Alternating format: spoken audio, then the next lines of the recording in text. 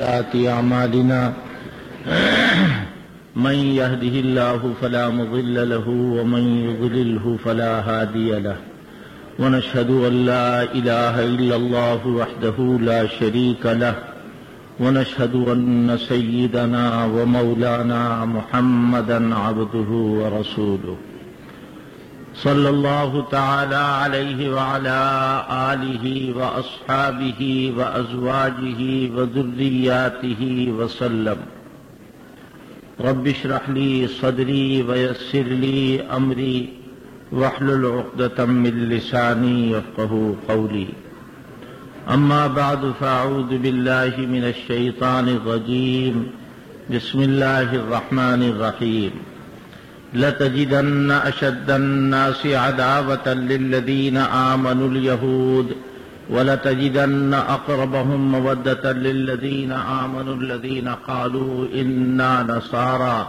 ذلك بأن منهم قسيسين ورهبانا وأنهم لا يستكبرون وقال تعالى ولا تقولوا لمن يقتل في سبيل الله أموات بل أحياء ولكن لا تشعرون وقال تعالى ولا تحسبن الذين قتلوا في سبيل الله أمواتا بل أحياء عند ربهم يرزقون فرحين بما آتاهم الله من فضله وقال تعالى من المؤمنين رجال صدقوا ما عاهدوا الله عليه فمنهم من قضى نحبه ومنهم من ينتظر وما بدلوا تبدیلا صدق اللہ العلی العظیم۔ حضرات، یہ جلسے پہلی محرم سے شہدائے اسلام کے عنوان سے لگ بھگ 1 صدی سے جاری ہے اور اس کے قائم کرنے والے، جاری کرنے والے حجت الاسلام امام اہل سنت حضرت مولانا عبدالشکور فاروقی رحمۃ اللہ علیہ ہے۔ حضرت بنفس نفیس خود ان جلسوں میں شریک ہوتے تھے اور ان جلسوں کو عام مسلمانوں کے لیے، خاص مسلمانوں کے لیے ہدایت کا راستہ دکھانے کے لیے قائم کیا گیا۔ چونکہ جیسا وقت ہوتا ہے ویسی ہی تعلیم ہوتی ہے، جیسا زمانہ ہوتا ہے ویسی ہی تبلیغ ہوتی ہے۔ تعلیم اور تبلیغ کے لیے ان کا قیام عمل میں آیا ہے۔ لگ بھگ 1 صدی سے وقت کے بڑے بڑے اکابر ان پروگراموں میں برابر پابندی کے ساتھ شریک ہوتے رہے۔ میں نام بتاؤں گا تو وقت زیادہ لگے گا۔ ایک صاحب تبصرہ فرما رہے تھے کہ صاحب ہر سال صحابہ کا ذکر ہوتا ہے، ہر سال جس کو دیکھیے صحابہ کا ذکر کرتا ہے، جس کو دیکھیے صحابہ کا ذکر کرتا ہے۔ میرے سامنے یہ بات آئی، میں نے کہا کل بھی آپ نے پانی پیا تھا، آج بھی پانی پیا، اور آپ کے باپ بھی پانی پیتے چلے آئے ہیں، اور آپ کے دادا بھی پانی پیتے چلے آئے ہیں، اور آپ کے پردادا بھی پانی پیتے چلے آئے۔ جہاں سے آپ کی نسل چلی ہے سب لوگ پانی پیتے چلے آئے۔ آپ کی اماں بھی وہی پانی پیتی ہیں، آپ کی نانی اور دادی بھی وہی پانی پیتی تھی، پھر آپ پی رہے۔ آپ کو یہ خیال نہیں ہوتا وہی تو پانی ہے جو 40 سال سے پی رہے ہیں؟ کیوں؟ اس سے جسم جو ہے وہ مضبوط ہو رہا ہے۔ پانی پینے سے، کھانا کھانے سے، گیہوں کھانے سے، ہوا کھانے سے کوئی اعتراض نہیں۔ اور اگر بار بار صحابہ کا نام لیا جائے تو الجھن آنے لگتی۔ نکالو اپنے دل سے وہ خمیر اور وہ جراثیم جو دشمنان صحابہ کے تمہارے دلوں میں بھرے ہوئے ہیں، تو اچھا لگے گا تمہیں صحابہ اکرام کا نام۔ اور اگر وہ جرثوم، وہ جراثیم رہے گا تو یاد رکھو کبھی صحابہ کے نام سے اور صحابہ کی بات سے دلچسپی نہیں ہوگی، اور اگر وہ جراثیم دور ہو جائیں گے تو مزہ آ جائے گا۔ سنو، حضرت امام شافعی ہمارے امام، اگرچہ ہم حنفی ہیں وہ شافعی تھے، کوئی حرج نہیں، سارے لوگ اپنی اپنی جگہ پر صحیح کام کرتے ہیں۔ حضرت امام شافعی فرماتے ہیں، میرے ایک دوست ہیں تو بہت بڑے عالم، لیکن بہرحال میرے دوست ہیں، مولانا علی اصغر امام مہدی، سلفی ہیں، اہل حدیث ہیں، میری ان سے دوستی ہے۔ میں نے تحفظ ناموس صحابہ کانفرنس میں بڑی محبت سے ان کو بلایا اور اپنے سارے پروگراموں میں مجھے ڈھونڈ کر کے دعوت دیتے. میں جاتا ہوں ان کے یہاں، وہ ہمیشہ خطبے کے بعد جو کچھ پڑھتے ہیں وہ میں آپ کو سنا رہا ہوں. حضرت امام شافعی رحمت اللہ علیہ فرماتے ہیں اعد ذکر نعمان لنا ان ذکرہ، اعد ذکر نعمان لنا ان ذکرہ هو المسک ما کررتہ یتضوع، کہ نعمان ابن ثابت ابو حنیفہ کا تذکرہ میرے سامنے بار بار کرو. کیوں؟ وہ تو مشک ہیں، جتنا گھسو گے اتنی ہی خوشبو آئی. اگر ہم کہہ دیں کہ امام ابو حنیفہ سے اوپر حضرت ابوبکر صدیق رضی اللہ عنہ، حضرت فاروق اعظم اور تمام صحابہ اکرام، اگر ہم ان سے کہہ دیں کہ صحابہ کا تذکرہ تو مشک معمولی چیز ہے، مشک سے بڑی کوئی چیز ہو اللہ جانتا ہے، صحابہ کا تذکرہ وہ تذکرہ ہے. اللہ کے آخری پیغمبر ہمارے آقا صلی اللہ علیہ وسلم صحابہ اکرام کے تذکرے سے خوش ہوتے تھے. مسلمانوں، یہ جھوٹی روایتوں کے انبار نہیں ہیں، یہ فرصت میں بیٹھ کر کے جو دین گڑھا گیا ہے یہ وہ باتیں نہیں، یہ حقائق ہے جو آج آپ کے سامنے رکھنا ہے. حضرات صحابہ رضوان اللہ تعالی علیہم اجمعین، حضور پاک صلی اللہ علیہ وسلم، اللہ اکبر، جو حضور چاہتے ہیں وہ اللہ چاہتا ہے، جو اللہ چاہتا ہے وہ حضور چاہتے ہیں. یہ عقیدہ ہے تمہارا یا نہیں ہے؟ اگر یہ عقیدہ ہے تو لکھ لو یہ بات کہ حضور کو بڑی خوشی ہوتی تھی. ایک مرتبہ حضرت حسان ابن ثابت رضی اللہ تعالیٰ عنہ حضرت کی شان میں ایک قصیدہ لے کر کے آئے اور انہوں نے پڑھا. حضرت نے غور سے سنا اور معلوم ہے کیا فرمایا؟ حسان، کل ابو بکر کے لیے بھی قصیدہ لکھ کے لانا. معلوم ہوتا ہے کہ جیسے دل میں بسے ہوئے ہیں، ابو بکر کے لیے بھی قصیدہ لکھ کے لانا. حضرت حسان ابن ثابت دوسرے دن آئے اور کیا کہہ رہے؟ اذا تذکرت شجوا من اخی ثقۃ، اذا تذکرت شجوا من اخی ثقۃ فاذکر اخاک ابا بکر بما فعل. اے لوگوں، اگر کسی مرد کا، کسی جوان کا، اگر کسی نیک کا تذکرہ سننا چاہتے ہو تو ابو بکر صدیق کا تذکرہ سنو. یہ کیا ہے؟ اللہ کے پیغمبر کی خواہش ہے. آپ کو پتا ہے ہم ہفتہ بھر، مہینہ بھر، سال بھر، پوری عمر یہ کہیں گے کہ ہم صحابہ سے محبت کریں گے، صحابہ سے محبت کریں گے. معلوم ہے آپ کو، آیتیں آپ نے سنی ہیں، مطلب کی طرف توجہ نہیں فرمائی. غور کرو، اللہ کہہ رہا ہے اصحاب انصار کے ایمان کی سب سے بڑی دلیل ان کا ایمان ہے، اور اس کے بعد دوسری دلیل ان کی محبت ہے جو وہ اصحاب مہاجر سے کرتے ہیں. والذین تبوؤا الدار والایمان، وہ لوگ جو الدار اور الایمان میں رہتے ہیں وہ کون ہے؟ یحبون من ہاجر الیہم، وہ صحابہ سے محبت کرتے. لوگ کہتے ہیں، اور عجیب بات میں ابھی بتاؤں گا، اللہ کرے میں نے جو باتیں اس وقت ابھی یہاں بیٹھ کے سوچی ہیں وہ سب باتیں میں آپ سے کہہ لوں. وقت میں گنجائش نہیں ہوتی اور پھر سب باتیں یاد بھی نہیں رہتی.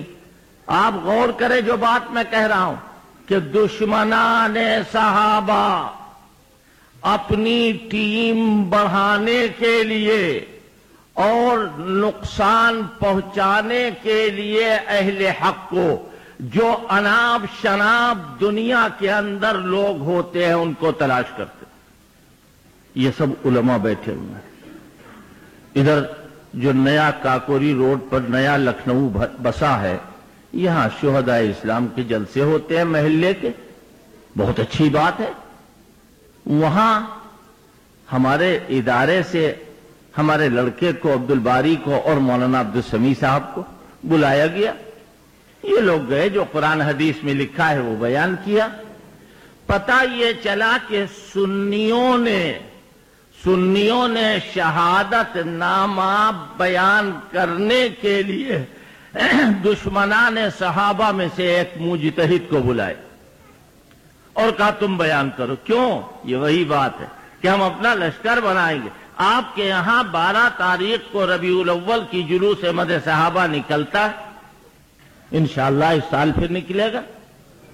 اور وہ جلوس مدح صحابہ کیسے مدح صحابہ برداشت کر لیں؟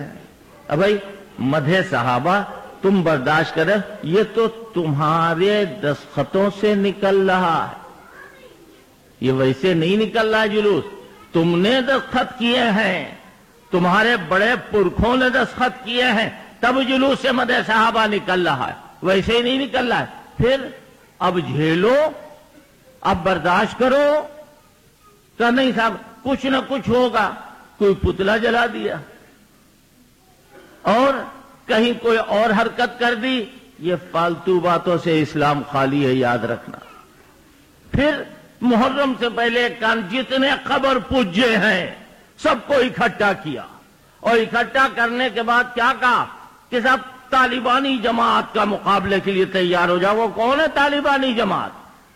اور وہاں وکٹوریا اسٹریٹ پہ بھونکنے والے کیا بھونک رہے ہیں، بکنے والے کیا بک رہے ہیں کہ دہشت گردی فلاں جگہ سے چلی اور فلاں سب سے بڑا دہشت گرد ہے. دیکھو ہم تم سے گالی میں ہارے ہوئے، ہم نہیں بک پائیں گے گالی. تم گالی جتنی چاہو بکو، ہم تم سے نہیں جیت پائیں گے گالی میں. بیا ساقیا من چہامی کنم، بیا ساقیا من چہامی کنم، تجھ اسلام دے من دعامی کنم. تم گالیاں بکو، ہم تو دعا کر رہے ہیں. تمہارا کام گالیاں بکنا. کیا کہا کہ صاحب اسامہ بن لادن سب سے بڑا دہشت گرد تھا. اچھا، اور عبداللہ ابن سبا سب سے بڑے پیغمبر تھے؟ کون تھے؟ ہم تو نہیں بکتے گالی، لیکن ہم آپ سے بتا رہے ہیں کہ یہ کیا ہے. کچھ بھی نہیں، جو منہ میں آ جائے تھوڑی دیر کے لیے مطمئن کرنے کے لیے وہ بات کہہ دو، کام چل جائے. ابھی آپ نے سنا ہے یہ جھوٹی واہی تواہی روایات. ہم تو آپ سے کہہ رہے ہیں اگر ہم ایک بھی شہادت آپ کے سامنے آج نہ بیان کریں آپ کو کوئی اعتراض نہیں. کیوں؟ ہم نے دین بتانے کے لیے آپ کو بلایا ہے. میرے بھائی، شہادت شہدائے اسلام آج کا موضوع ہے، اور اسی موضوع سے متعلق پہلے چند باتیں سن لیجئے بہت مختصر طور پر. سب سے پہلی بات یہ کہ ہمارے یہاں قرآن میں یہ نہیں لکھا ہوا ہے کہ حضرت حسین کی شہادت کے علاوہ کوئی اور چیز نہیں ہے اسلام کی بڑھوتری کے لیے. میں قرآن کی بات کر رہا ہوں، نہ حدیث میں لکھا. میں ان سنیوں کو پکارنا چاہتا ہوں کہ جن کو نہ اپنا دین معلوم ہے نہ دھرم معلوم. وہ ان کی بولے، کہیں نہیں لکھا ہے قرآن کہ حضرت حسین شہید ہوئے ہیں، ان کی شہادت اگر نہ ہوتی تو نہ دین ہوتا نہ ایمان ہوتا. چاہے جتنا اخبار والے لکھے. پھر وہ سنی جو قرآن اور حدیث پڑھتے ہیں اور ایمان رکھتے ہیں، میں ان سے یہ کہنا چاہتا ہوں کہ قرآن نے شہید کا جو تصور دیا ہے وہ بغیر نام لیے، کسی کا نام نہیں. معلوم یہ ہوا کہ جس طرح نماز ایک عبادت ہے، اسی طرح شہادت بھی ایک عبادت ہے. اب اگر ہم یہ کہہ دیں کہ حضرت ابو بکر اگر نمازی نہ ہوتے تو کوئی نمازی ہی نہ ہوتا، بے تکی بات ہوگی یا نہیں ہوگی؟ حضرت عمر اگر نماز نہ پڑھتے تو نمازی ہی نہ ہوتی، دین ہی نہ ہوتا. جس طرح نماز ایک عبادت ہے، اسی طرح شہادت بھی ایک عبادت ہے. اس عبادت کو حاصل کرنے کے لیے صحابہ اکرام رضوان اللہ تعالی علیہم اجمعین بے چین اور بے قرار رہتے.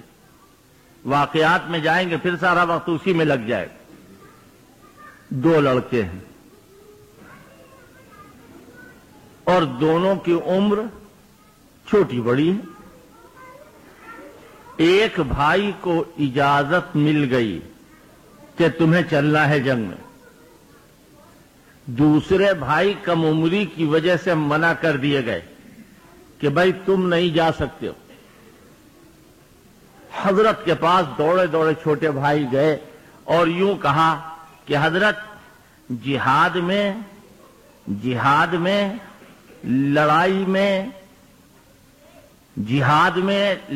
میں طاقت کی ضرورت ہوتی، میں اپنے بھائی سے جب کشتی لڑتا ہوں میں جیت جاتا ہوں۔ اللہ کے آخری پیغمبر ہمارے آقا صلی اللہ علیہ وسلم جس طرح سب کے آقا تھے، اسی طرح ہر ایک آپ سے بات کرنے کی بھی ہمت کرتا۔ حضرت نے سنا اور آپ نے فرمایا اچھا تمہاری کشتی کرائیں؟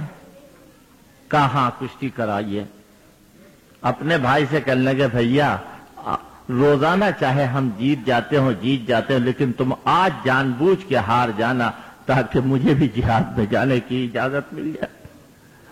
ذرا سے اس کی حقیقت پر میرے بھائی غور کرو، اس کی حقیقت پر غور کرو، یہ کاہے کے لیے ہو رہا، یہ نمبرات کیوں حاصل کیا؟ جان دینے کے لیے۔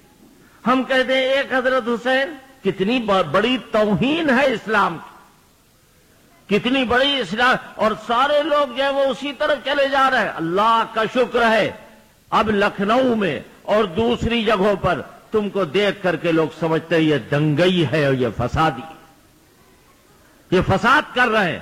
مریضوں کا راستہ کون روک رہا، سڑکیں کون جام کر رہا ہے، پریشانی شہر والوں کے لیے کون پیدا کر رہا ہے؟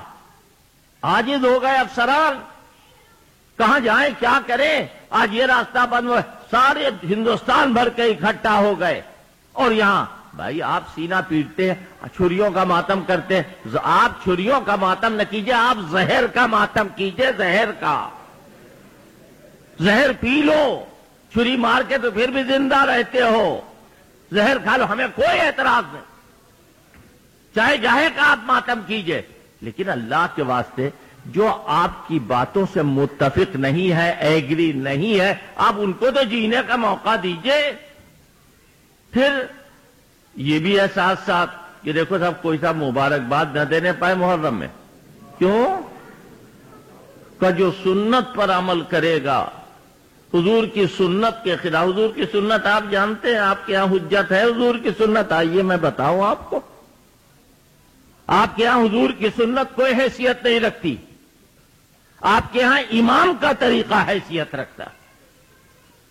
اگر حضور کا طریقہ حیثیت رکھتا ہوتا تو آپ اس قرآن کو وہ قرآن کہتے کہ جو اصلی قرآن ہے، دنیا کو بیوقوف بناتے ہو۔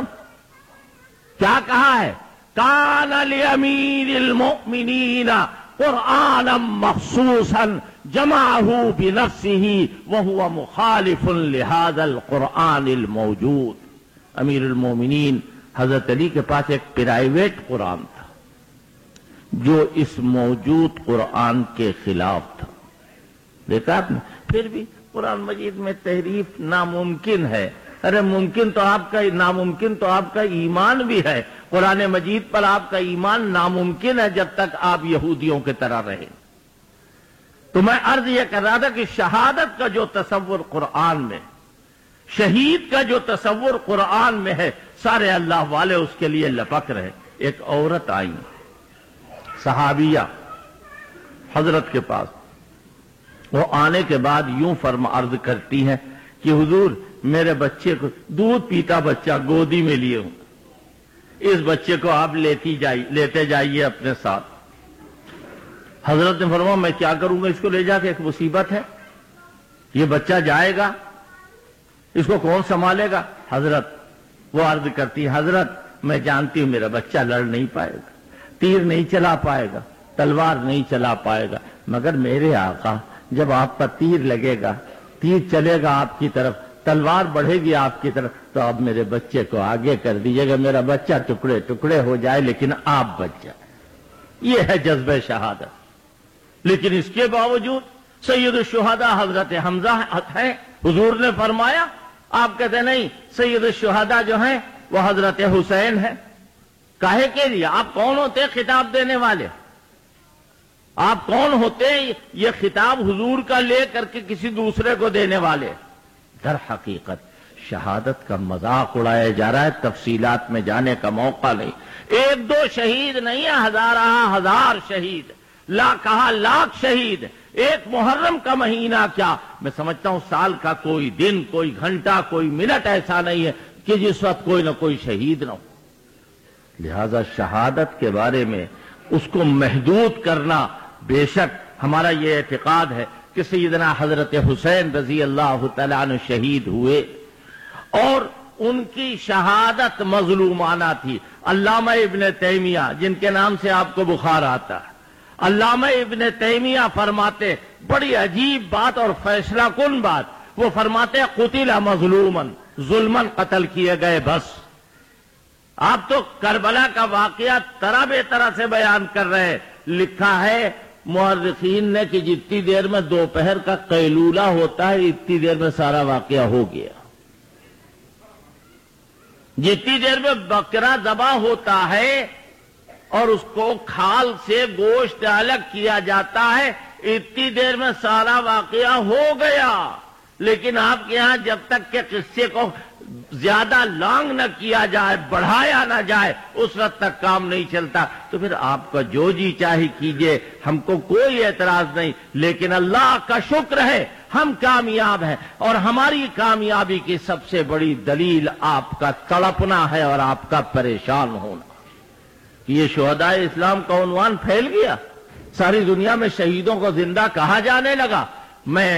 یہ بات تو میں نے شہادت کے سلسلے میں کہی۔ اب آئیے، اسلام کا در حقیقت مقابلہ یہود سے انتہائی عالمانہ بات ہے جو میں کہہ رہا ہوں۔ قرآن کی ہر بات عالمانہ، لیکن میں آپ سے یہ بتا رہا ہوں کہ قرآن کا اصلی مقابلہ یہود سے۔ آپ پوری صورتیں پڑھ جائیے۔ یا بنی اسرائیل اذکروا نعمتی التی انعمت علیکم واوفوا، یا بنی اسرائیل اذکروا نعمتی التی انعمت علیکم، یہ دوسری جگہ۔ پھر تیسری جگہ یا بنی اسرائیل اذکروا، پہلے پارے میں 3 جگہ، پہلے پارے میں 3 جگہ، اور بار بار یہودیوں کا نام لیا جا رہا، بار بار یہودیوں کا تذکرہ کیا جا رہا۔ سورہ آل عمران میں عیسائیوں سے باقاعدہ مباحثہ ہو رہا ہے، باقاعدہ مناظرہ ہو رہا ہے۔ قرآن کے مد مقابل یہود و نصارہ ہیں جو در حقیقت قرآن پاک سے مقابلہ کرنے والے ہیں، اور قرآن ان سے مقابلہ کرنے والے۔ یہ ایک بات میں نے کہہ دی، کوئی بڑے سے بڑا مفسر اس کے خلاف کچھ نہیں کہہ سکتا۔ اصلی مقابلہ یہود سے۔ کیا کہا؟ یہودیوں کی یہ کیفیت ہے جو قرآن میں نقل کی گئی کہ یہ سارے کے سارے وہ ہیں کہ جو عہد کو توڑنے والے،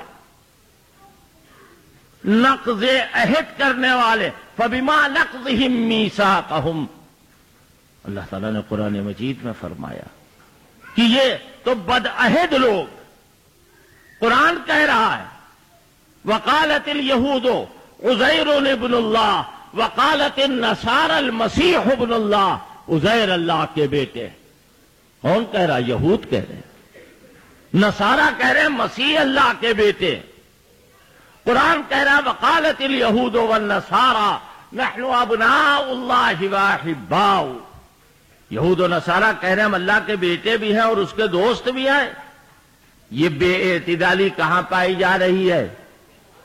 یہود و نصارہ میں۔ قرآن ہے نا، یہ مصدقا لما بین یدی مصدقا لما بین ایدیکم، یہ کیا ہے؟ توریت اور انجیل کا حوالہ دے کر کہ دیکھو یہ آخری پیغمبر ہے، ان کی تصدیق توریت میں، یہ آخری پیغمبر ہے، ان کی تصدیق انجیل میں ہے۔ اور یہی نہیں، یحرفون الکلم عن مواضعہ، یحرفون الکلم من بعد مواضعہ، یہ کتاب میں تحریف کرنے کے بھی بڑے مشاق۔ انہوں نے اگلی کتابوں کو ستیہ ناش کر دیا۔ میں آپ سے پوچھتا ہوں، میرے بچے جو نوجوان یہاں آئے ہوئے، میں ان سے پوچھتا ہوں کہ بتاؤ بیٹے، کہیں اصلی توریت ہے؟ کہیں اصلی انجیل ہے؟ کیا ہوئی؟ برباد کر دیا یہودیوں نے۔ پھر پوچھئے یہودیوں سے حضور کو کیوں لڑائی چل رہی ہے؟ ان کی خصلت یہ ہے، ان کی خصلت یہ ہے کہ یہ مسلمانوں کو فریب دے کر، منافقوں کو اپنے ساتھ لے کر، منافقین کے سلسلے میں اپنا ایک گروپ بنا کر اسلام سے اور مسلمانوں سے لڑنے کے لیے ہمیشہ تیار رہے۔ اور یہ حضور سے اس لیے جلتے ہیں کہ حضور بنو اسماعیل میں سے ہے اور یہ یہود جو ہیں وہ بنو اسرائیل میں سے ہے، لہذا قومی لڑائی ان کے دل کے اندر۔ حضرت جب مدینے پہنچے صلی اللہ علیہ وسلم، اللہ کے بندو جتنی مرتبہ نام لیتے درود پڑھ لیا کرو۔ یہ ہزاروں آدمی جو یہاں موجود ہیں، اگر درود پاک پڑھیں گے، ہزاروں مرتبہ حضور کا نام آتا ہے، کتنا ثواب ملے گا۔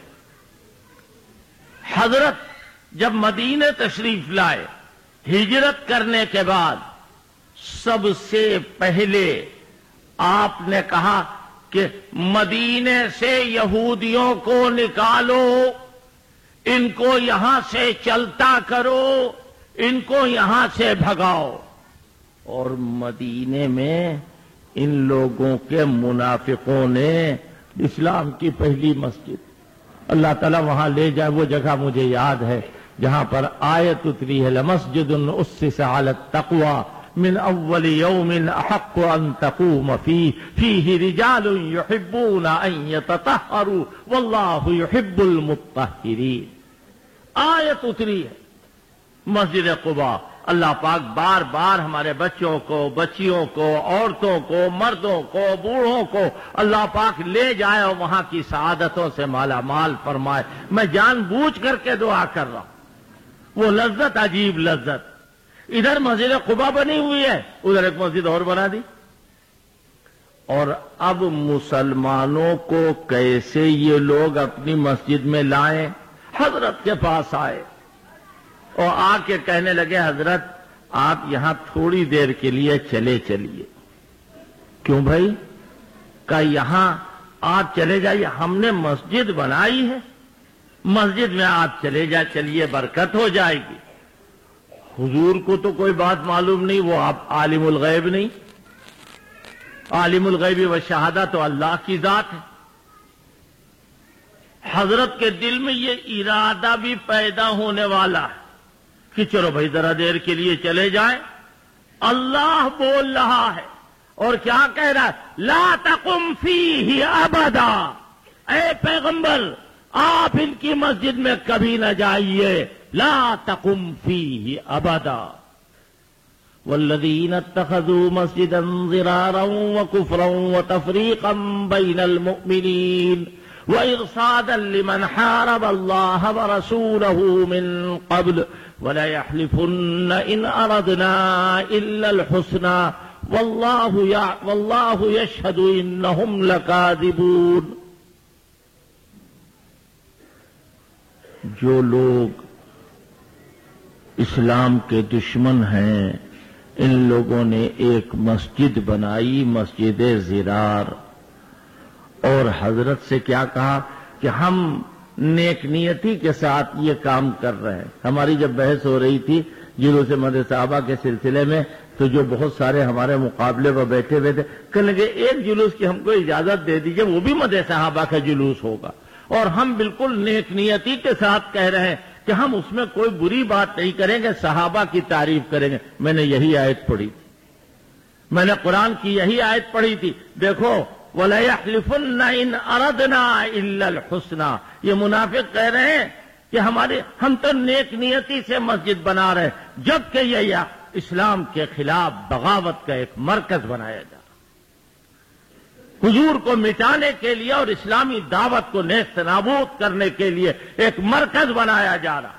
مقابلہ چل رہا ہے، قرآن کہہ رہا ہے وَلَن تَرْضَىٰ عَنْكَ الْيَهُودُ وَلَا النَّصَارَىٰ حَتَّىٰ تَتَّبِعَ مِلَّتَهُمْ اے پیغمبر یہود و نصارہ آپ سے راضی نہیں ہوں گے یہاں تک کہ آپ یہودی ہو جائیں یا نصرانی ہو جائیں۔ حضرت اقدس حکیم الامت مولانا اشرف علی تھانوی فرماتے یہ محال ہے کہ آپ یہودی ہو جائیں۔ آگے کہو کیا کہ یہ محال ہے کہ آپ یہودی ہو جائیں یا نصرانی ہو جائیں، اسی طرح یہ بھی محال ہے کہ اے پیغمبر یہ یہودی آپ سے راضی ہو، یہ راضی نہیں ہوں گے، نکالو ان کو مدینے سے۔ بھگائے گئے مدینے سے نہیں بھگائے گئے، یہی یہودی مدینے سے نکالے گئے حضور کے زمانے میں۔ پھر حضرت فاروق اعظم کا زمانہ آیا، فاروق اعظم کیا تو کھلا کھلا حلال کھلا کھلا حرام، کوئی بات کل کے لیے چھوڑتے ہی نہیں تھے وہ، جو بات ہے نقد نقد، جو بات ہے نقد نقد۔ ایک مرتبہ ایک کافر اور ایک منافق حضور کے پاس گئے اور جا کر کے فیصلہ کروا رہے ہیں۔ منافق نے کہا بھائی میں تو حضور کی بات نہیں مانتا، چلو حضرت عمر کے پاس۔ حضرت فاروق اعظم کے پاس آئے، وہ کافر کہہ رہا ہے یہ منافق حضور کے فیصلے پر راضی نہیں ہے۔ فاروق اعظم نے کہا اچھا پھر؟ کہا آپ سے فیصلہ کروانا چاہتے ہیں، کہ رک جاؤ بھی آتا ہوں۔ اندر گئے، تلوار ہاتھ میں لے کے آئے، ایک ہی بار میں اس کی گردن صاف کر دی۔ کہا جو حضور کی بات پر راضی نہیں ہے اس کا فیصلہ میری تلوار کرتی ہے، میں نہیں کرتا ہوں۔ دیکھا آپ نے کھلا کھلا حلال کھلا کھلا حرام۔ اس کے بعد فاروق اعظم سے لوگوں نے کہا بظاہر تو کلمہ پڑھ رہا، آپ نے اس کا دل چیرا تھا۔ رونے لگے فاروق اعظم، اللہ اکبر، رونے لگے، اے اللہ میں کیا کروں اگر ناحق مجھ سے ہو گیا ہے۔ اللہ اللہ اللہ کتنا چاہتا ہے فاروق اعظم کو۔ قرآن کی آیت نازل ہوئی، فَلَا وَرَبِّكَ لَا يُؤْمِنُونَ حَتَّى يُحَكِّمُوكَ فِي مَا شَجَرَ بَيْنَهُمْ۔ اے پیغمبر لَا يُؤْمِنُونَ حَتَّى يُحَكِّمُوكَ فِي مَا شَجَرَ بَيْنَهُمْ۔ اے پیغمبر آپ کے رب کی قسم، وہ مومن کہاں ہے؟ وہ مومن نہیں ہے یہاں تک کہ راضی نہ ہو جائے اور اس کو تسلیم نہ کر لے جیسا تسلیم کرنا چاہیے۔ فاروق اعظم خوش ہو گئے کہ میں نے جو کیا وہ صحیح کیا۔ فاروق اعظم نے دیکھا کہ مدینے سے تو حضور نے نکلوا دیا، مگر عرب کے بعض خطوں میں یہ ہے یہودی، اب کیا ہو؟ فاروق اعظم تو آدھی دنیا پر ان کی حکومت چل رہی تھی، انہوں نے کہا کہ نہیں، اخرج الیہود من جزیرۃ العرب، پوری عرب آبادی سے، عرب خطے سے ان یہودیوں کو نکال باہر کرو۔ کہہ دیا، نکال دیے گئے۔ دیکھیے اب کیس بن رہا ہے، نکالا گیا۔ یہ دونوں باتیں میں آپ کے سامنے قرآن کے حوالے سے پیش کر رہا ہوں، اس سے زیادہ بڑھ کر کوئی کتاب نہیں۔ هو الذي اخرج الذين كفروا من اهل الكتاب من ديارهم لاول الحشر۔ اللہ کی ذات وہ ذات ہے جس نے سب سے پہلی مرتبہ نبی کے ذریعے سے مدینے سے یہودیوں کو نکالا۔ پہلی مرتبہ کا لفظ یاد رکھیے۔ میں نے وہاں کہا تھا عراق میں جب صدام حسین کی کانفرنس میں گیا تھا کہ اول الحشر، پہلی مرتبہ کی دلیل جو ہے یہ عجیب و غریب ہے۔ پہلی مرتبہ، اگر آپ ایک مرتبہ حج کرنے گئے ہوں تذکرہ کریں کہ جب میں حج کرنے گیا تھا، اور اگر آپ نے 7 8 5 7 10 20 حج کیے تو جب پہلی مرتبہ حج کرنے گیا تھا تو یہ واقعہ پیش آیا تھا، اسے کہیں گے نہیں کہیں گے؟ اگر پہلی مرتبہ کہا تو دلیل ہے دوسری مرتبہ۔ اللہ کہہ رہا اول حشر، پہلی مرتبہ حضور نے نکالا، اس کی دلیل یہ ہے کہ ثانی حشر بھی ہوگا، اور وہ فاروق اعظم کے زمانے میں۔ فاروق اعظم نے دوسری مرتبہ نکالا، کیا ہوا؟ آج جو بیت المقدس پر اسرائیلیوں کا تسلط ہے، کان کھول کے سن لیجئے، اور اس کی سرپرستی ایران کر رہا ہے کھلے لفظوں میں۔ اسرائیل کا جو تسلط ہے، بیت المقدس کو مسمار کرنا چاہتے ہیں، مسجد اقصی کو ہیکل سلیمانی بنانا چاہتے ہیں، اس کی سربراہی سرپرستی کون کر رہا ہے؟ ایران کر رہا ہے۔ جی ہاں، دودھ کے دھلے ہوئے ہیں ایرانی۔ کیوں؟ وہ وہی کام کرتے ہیں جو ان کے پرکھوں نے کیا۔ اگر آپ کے اندر ایمانی حمیت ہے تو بحرین میں مسلمانوں کا قتل عام ہوا ہے، آپ کی رگ حمیت کہاں گئی؟ آپ کی سعادت مندی کہاں رخصت ہو گئی؟ شام میں کھیرے ککڑی کی طرح مسلمان کاٹے گئے ہیں اور مارے گئے ہیں، اور آپ اس کا ذریعہ بنے ہیں۔ کہاں گیا آپ کا ایمان؟ لا شیعہ ولا سنیہ، اسلامیہ اسلامیہ۔ بغداد میں پوری حکومت کو تہس نہس کر دیا گیا، وہاں کے کتب خانوں کو برباد کر دیا گیا، اور آپ تماشائی بنے ہیں۔ افغانستان میں بقول حضرت مولانا سید ارشد مدنی کے کہ ایٹم بم کے علاوہ سارے بم مارے گئے اور پوری دنیا کو تباہ و برباد کیا گیا۔ ایران کان میں تیل ڈالے بیٹھا ہوا ہے، بڑی اسلامیت ہے۔ سعودی کے خلاف بولنے کے لیے آپ فوراً تیار کہ زمزم کے پانی میں تو واٹر پانی ملایا گیا ہے۔ یہی ہے آپ کی اسلامیت۔ میں کہتا ہوں اور ڈنکے کی چوٹ پر کہتا ہوں، جس کا جی چاہے اس کی تحقیق کر لے کہ امریکہ کا سب سے بڑا محبوب کارندہ ایران۔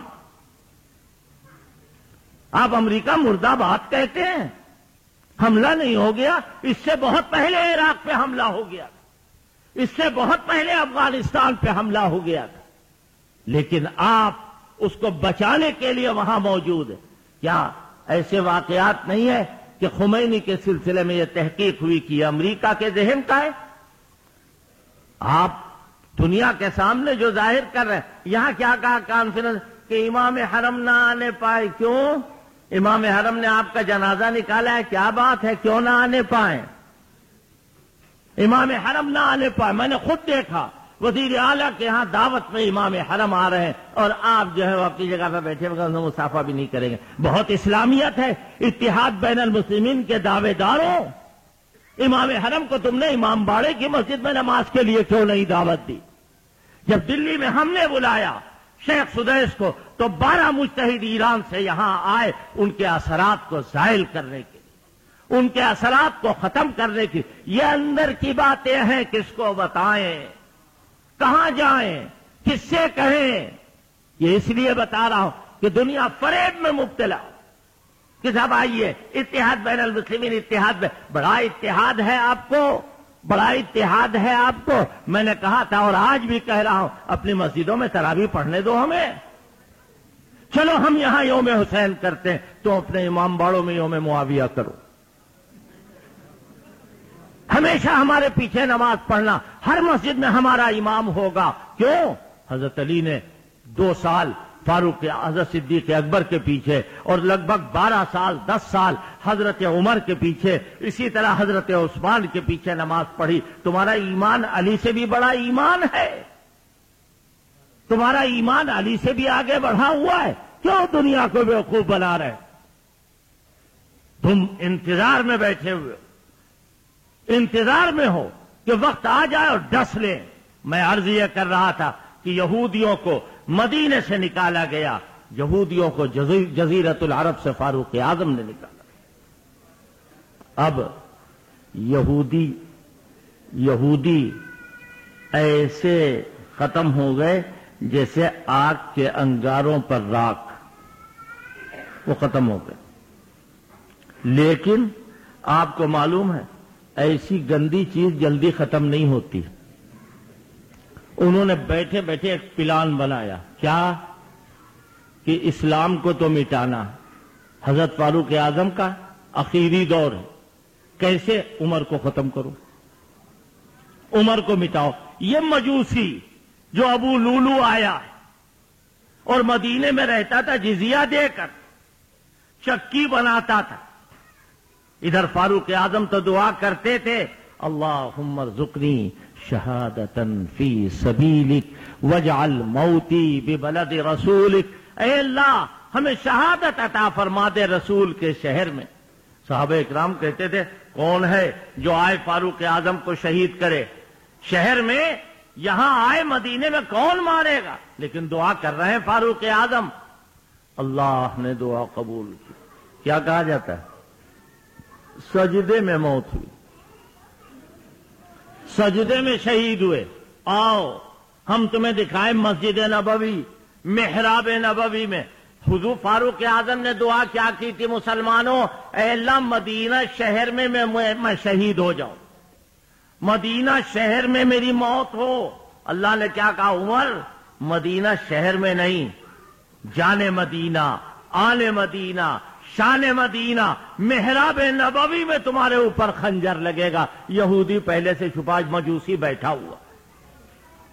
حالات ایسے پیدا ہوئے. فاروق اعظم کو زخم لگا. میں شہادت کی تفصیلات میں نہیں جانا چاہتا ہوں، میرا مضمون رہ جائے. حضرت فاروق اعظم شہید ہو گئے. کیوں؟ یہودیوں نے دو محاذ بنائے ہیں، ایک مذہبی محاذ اور ایک سیاسی محاذ. سیاسی محاذ جب تک کام نہیں کرے گا مذہبی محاذ زندہ نہیں ہوگا. فاروق اعظم کو شہید کیا. پھر حضرت عثمان غنی رضی اللہ تعالیٰ. کون عثمان؟ ایک بات کہہ دوں اس لیے کہ ہمارے والد آج کی تاریخ میں ضرور حضرت عثمان کا ذکر کرتے تھے. ایک مرتبہ 3-4 دن سے حضور کے گھر میں فاقہ، آپ کو کھانے کو نہیں ملا، ذرا سا پانی دینا. آپ کے گھر میں فاقہ، پانی نہیں ہے، کھانا نہیں ہے، آپ کی حالت عجیب ہے. حضرت عثمان کو پتا چل گیا. عثمان ابن عفان بہت سارا پکا ہوا کھانا، بہت سارا کچا کھانا، زیتون کا تیل، یہ سب لے کر کے گئے. اتفاق سے حضور انور علیہ الصلوۃ والسلام اس وقت وہاں موجود نہیں تھے. جب بعد میں آپ واپس آئے آپ نے فرمایا کہ نبی کے گھر میں یہ کھانا کون لے کر کے آیا؟ نبی کے گھر میں یہ کھانا لے کے کون آیا؟ ازواج مطہرات میں سے کسی نے بتایا یا اور کسی نے بتایا کہ عثمان ابن عفان آئے تھے. ان کو معلوم نہیں تھا کہ حضرت اتنے دنوں سے فاقہ ہے، یہ پکا ہوا کھانا ہے، حضرت آپ کھا لیجئے، سب لوگ کھا لیں، اور یہ کچا کھانا ہے، اس کو روز پکا پکا کے کھائیں گے. حضرت نبی کریم صلی اللہ علیہ وسلم گھر میں نہیں رکے، پردہ ہٹایا، مسجد میں چلے گئے اور کہا اے اللہ عثمان سے تو اسی طرح خوش ہو جا جس طرح میں آج عثمان سے خوش ہوں. یہ ہے حضرت عثمان. اے اللہ آپ ان سے راضی ہو جائیے، اس نے تیرے نبی کا دل خوش کیا ہے. صحابہ اکرام میں حضرت عثمان کے لیے اللہ کے پیغمبر خود دعا کر رہے اور دعا ہو رہی ہے. بتاؤ حضرت عثمان کے نصیب کو کوئی پا پائے گا؟ حضرت عثمان کا جب نام آئے، نبی آپ سن رہے ہیں، بچے پڑھ رہے تھے، حضرت عثمان کا نام آئے تو عقیدت کا دل میں جذبہ پیدا ہو، حضرت عثمان کا احترام آئے. ایک صحابی کہتے ہیں جب خلافت کا زمانہ آیا، حضرت علی خلیفہ ہوں گے یا حضرت عثمان، میں مدینے میں ایک ایک آدمی سے پوچھ رہا تھا، اور اللہ کی قسم مجھے 2 آدمی ایسے نہیں ملے جو حضرت علی کو حضرت عثمان پر فضیلت دیتے ہوں. کیا کہا؟ کان واللہ من الذین آمنوا ثم اتقوا واحسنوا واللہ یحب المحسنین. وہ ان لوگوں میں سے تھے جو ایمان لائے اور انہوں نے احسان کیا، اور وہ اللہ تبارک و تعالی کے لیے احسان کرنے والے تھے. حضرت عثمان کا تذکرہ، حضرت عثمان غنی رضی اللہ تعالیٰ عنہ کا حال یہ ہے. لہذا حضرت عثمان کی شہادت کا پلان باقاعدہ یہودیوں نے بنایا. نبراس شرع عقائد کی شرح، اس کا حوالہ دے کر میں کہتا ہوں حضرت عثمان کے خلاف بدزنی پیدا کرنے والی یہودی سازش ہے. اور اس میں لکھا ہے ماہم ابن السودا، یہ حبشن کا لڑکا، یہ عبداللہ ابن سبا قاتلین عثمان میں آگے آگے، پانی بند کرنے والوں میں آگے آگے. فاراد علی والزبیر ان یمنعہم، حضرت علی حضرت زبیر چاہتے ہیں کہ ان کو روک دیں، لیکن نہیں روک پائے۔ حضرت عثمان کھڑے ہو گئے اور کیا فرماتے ہیں؟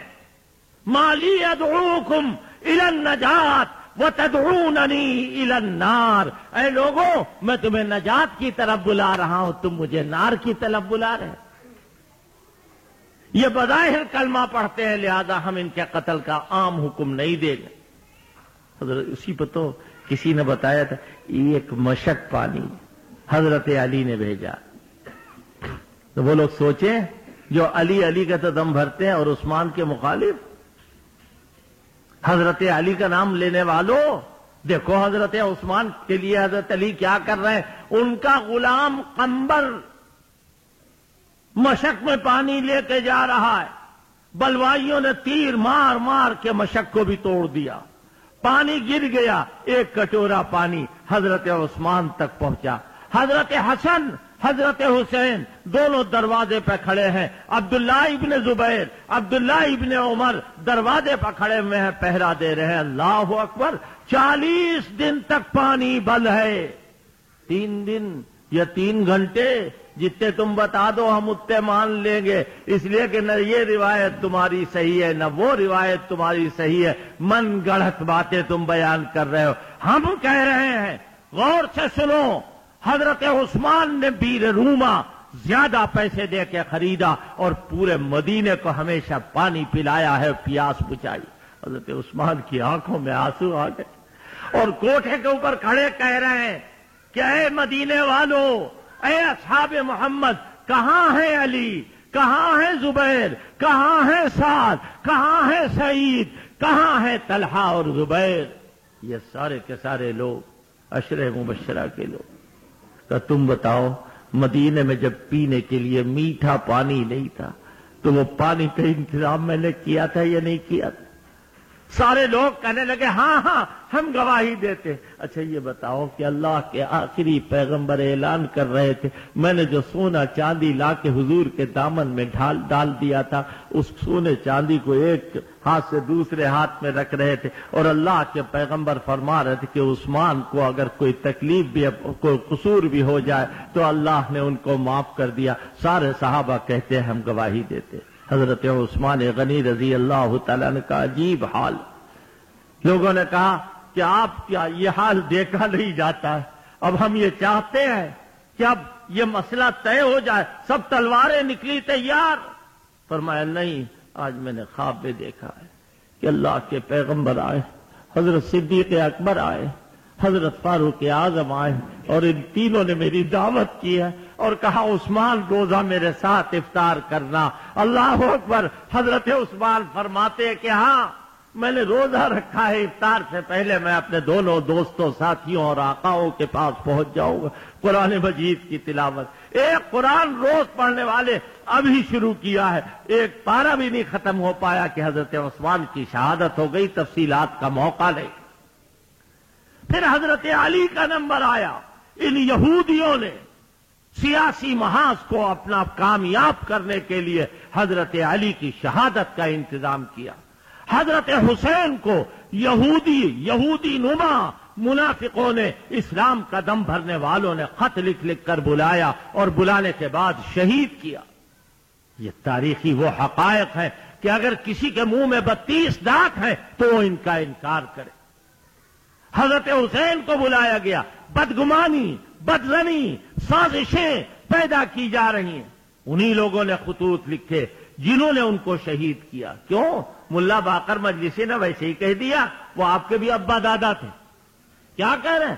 بات قتل امام حسین، جملہ مومنین توبہ کردن واہ ہوزاری کردن و بعد ازاں ملقب توابین گشت۔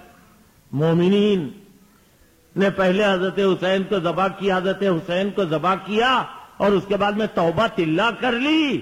پہلے صرف وہ مومن تھے، اب ایک ڈگری اور بڑھ گئی، توابین بھی ہو گئے، اور ہر سال ان کی شہادت کا جشن۔ ارے میاں کسے غم ہوتا ہے؟ غم والی بات دوسری ہے، آنکھ سے آنسو نکل آنا کوئی مسئلہ نہیں۔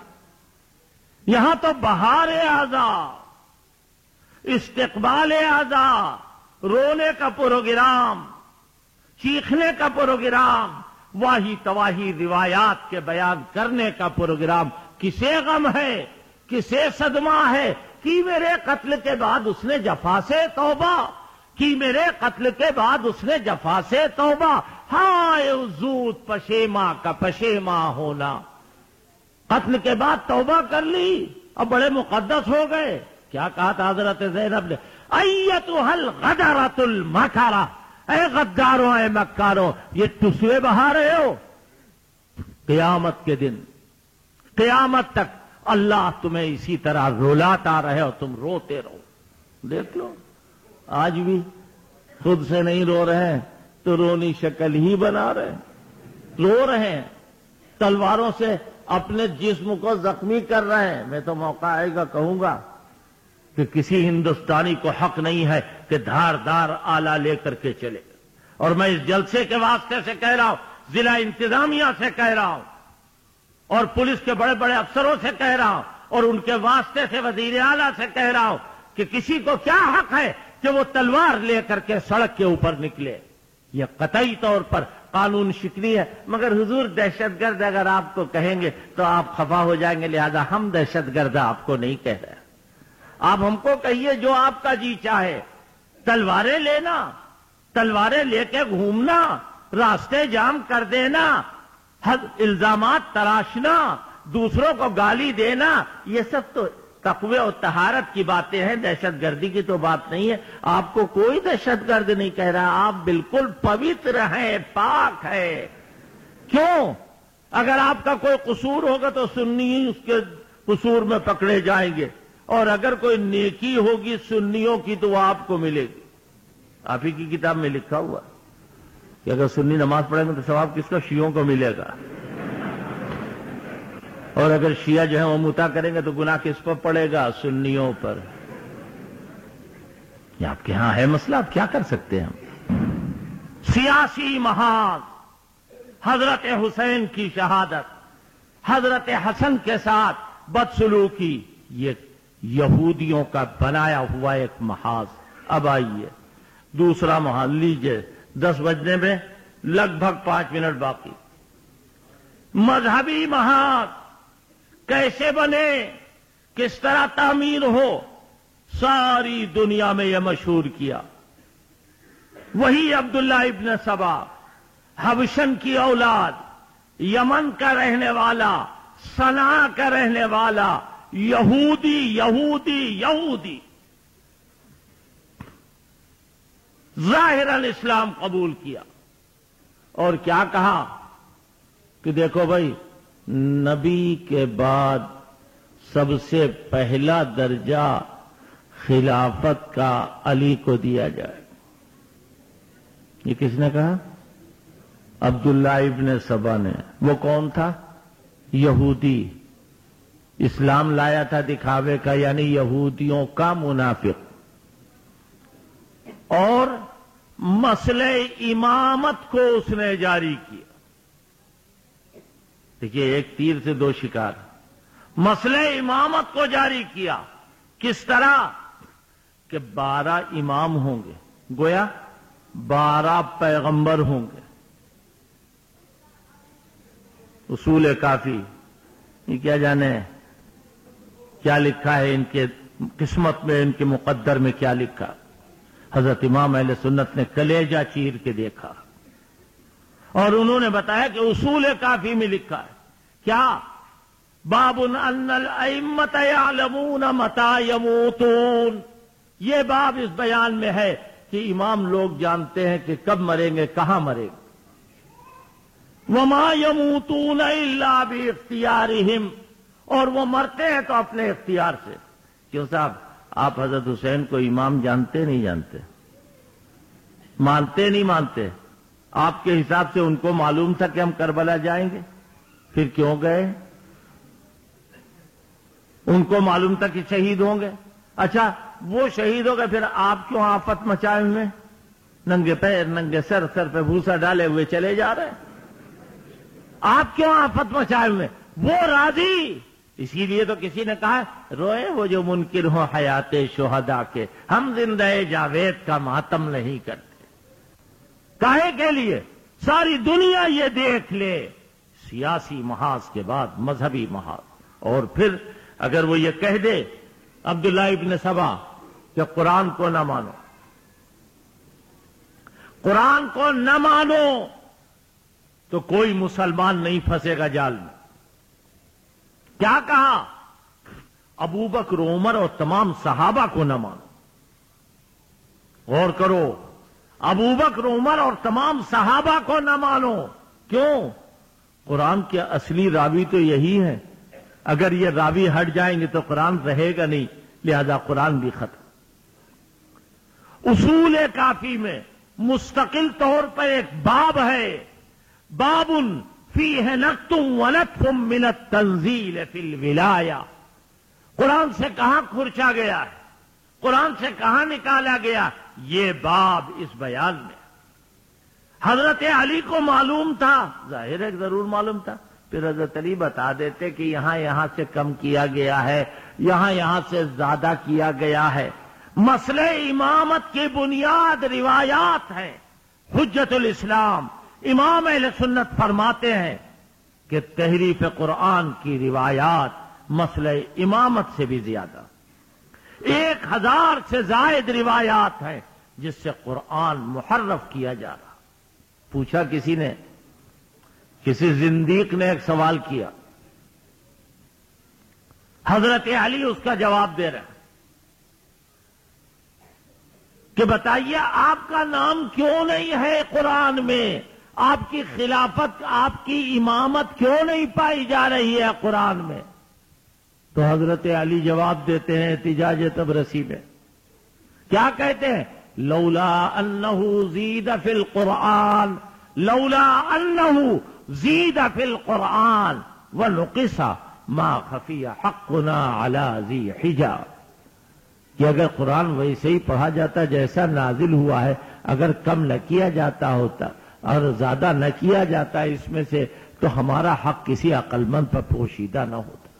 ایک اور جواب دیا، لو قرئ القرآن کما انزل لالفیتمونا فیہ مسمعین، اگر قرآن ویسے ہی پڑھا جاتا جیسا نازل ہوا تھا تو ہم کو نام بنام لکھا ہوا پاتے۔ اللہ کے بندو وہ نہیں پڑھ پائے، تم پڑھ دو، تم پڑھ دو۔ حافظوں کا مذاق تو بہت اڑاتے ہیں۔ اور ایک اور بزرگوار، انہوں نے شام غریبہ پڑھی تو کہا حافظ لوگ تھے حضرت حسین کی شہادت میں، میں یہاں موجود تھا۔ میں نے کہا اسی لیے تو حافظ نہیں ہوتے ہیں، جب سے آپ نے شہید کیا اللہ نے حافظ آپ کی قوم سے الگ کر دیا، آپ کی قوم میں کوئی حافظ نہیں، اسی لیے تو نہیں ہو رہا ہے کہ جنہوں اس وقت ہوتے ہو کیا معلوم۔ میں آپ سے عرض کر رہا ہوں کہ مذہبی محاذ قائم ہو رہا، کاہے کے لیے کہ نہ یہ لوگ شخصیات اور قیادت کے رہیں اور نہ مذہب کے رہیں۔ احادیث کو بگاڑنے کی کیسی کیسی کوششیں ہوئی۔ یاد رکھیے، میں نے اہل حدیث نے جو یہاں کانفرنس کی تھی، جہاں آئے تھے امام حرم، تو میری تقریر کروائی تھی چند منٹ کی۔ میں نے وہاں کیا کہا تھا؟ صحابہ کو چھوڑ کر کوئی مسلک نہیں بن سکتا۔ حضرت مولانا ارشد صاحب نے کیا کہا تھا کہ سب سے پہلا تبرہ بکنے والے کون ہے؟ منافق۔ سب سے پہلی گالی بکنے والے منافق ہیں۔ قرآن میں کہا گیا وَإِذَا قِيلَ لَهُمْ آمِنُوا كَمَا آمَنَ النَّاسِ، جب ان سے کہا جاتا ایمان لاؤ جیسا ابو بکر عمر عثمان و علی سعد و سعید طلحہ و زبیر یہ ایمان لائے، انؤمنوا کما آمن السفہاء، تو کیا کہہ رہے؟ ایسا ایمان لائے جیسا یہ بے وقوف ایمان لائے۔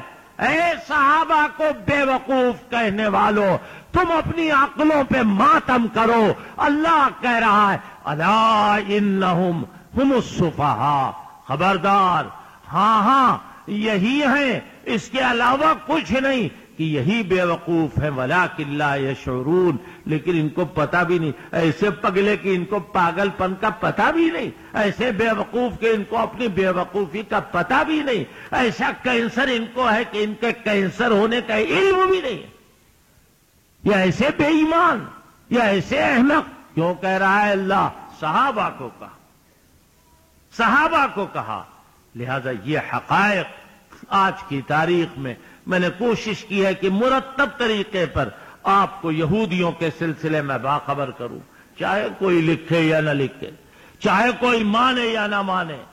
اور ایک بات مسلمانوں میں تم سے چلتے چلاتے کہہ رہا ہوں، دیکھو سب لوگوں پر تمہارا پرامن ہونا ظاہر ہو گیا، سارے جتنے بھی چھوٹے بڑے سب افسران یہ کہہ رہے ہیں، پولیس کے سارے نمائندے یہ کہہ رہے ہیں کہ سنی پرامن ہے۔ رات میں ان کے یہاں اللہ رسول کی باتیں بیان کی جاتی ہیں، وہ بھی رکاب کی جاتی ہیں، وہ بھی رکاب گنج میں لوگ آتے ہیں پرامن اور واپس چلے جاتے ہیں۔ کیا ہوگا محرم کے بعد ہمیں نہیں معلوم، مقدمہ چلے گا، کارروائی ہوگی، پکڑے جائیں گے، اللہ کو علم ہے، ہم نہیں جانتے کیا ہوگا، لیکن ہم آپ کے پرامن ہونے کی تعریف کرتے ہیں، مگر اسی کے ساتھ ساتھ ان کی بد کلامی اور بد زبانی کی شکایت کرتے ہیں۔ ہم یہ چاہتے ہیں کہ دنیا میں حکومتیں برباد ہوئی ہیں عداوت صحابہ کی بنیاد پر۔ آج بھول بھلیا میں رات میں اکیلا کوئی آدمی چھوڑ دیا جائے، سچ بتاؤ کیسا لگے؟ ساری بتیاں بجھی ہوئی، وہ گیلری کے اندر کوئی کھٹولا بچھا دو اور وہاں لیٹ جاؤ، ہے کوئی آدمی اتنے بڑے مجمع میں، انہی میں کا کوئی ہے؟ کیوں؟ وہی کہو لعنت ہے تبرے پہوا قہر الہی، لعنت ہے تبرے پہوا قہر الہی، جاتی رہی شاہی، جاتی رہی شاہی۔ اسی کو تو کہا کہ یہ اپنے گھروں کو یوں ہی ویران کریں گے۔ ارے تبرے کی بنیاد پر ویرانی آئے گی، تبرے کی بنیاد پر ملک برباد ہوگا، تبرے کی بنیاد کے اوپر آدمی جو ہے اس کا چہرہ مسخ ہوگا، تبرے کی بنیاد پر سب کچھ ختم ہو جائے۔ تبرہ انسان کی آبرو کے لیے ایک بہت بڑا ناسور ہے، آبرو اس سے ختم ہو جائے گی۔ اپنی زبانوں کو بچاؤ، اپنے کانوں کو بچاؤ، اپنے نگاہوں کو بچاؤ۔ کل یوم عاشور ہے، بے شک مبارک دن ہے، لیکن کوئی برکت، کوئی فضیلت حضرت حسین کی شہادت کی بنیاد پر اس پہ نہیں ہے۔ جتنی بھی بزرگی، جتنی بھی اس کے اندر فضیلت ہے، وہ اسلام سے پہلے سے چلی آ رہی ہے۔ حضرت نبی کریم صلی اللہ علیہ وسلم نے اس کو باقی رکھا۔ جنگ جمل، جنگ صفین کے سلسلے میں نے ایک بات نہیں کہی، صرف اشارہ یہ کہ یہ ساری کارستانی جو ہے وہ منافقوں کی ہے، کہ جن کو بھگایا گیا، یہودیوں کی ہے جن کو نکالا گیا، یہ سارے وہ لوگ ہیں جو اسلام کو خراب کرنا چاہتے ہیں۔ اللہ تبارک و تعالی ان کے شر سے ہمیں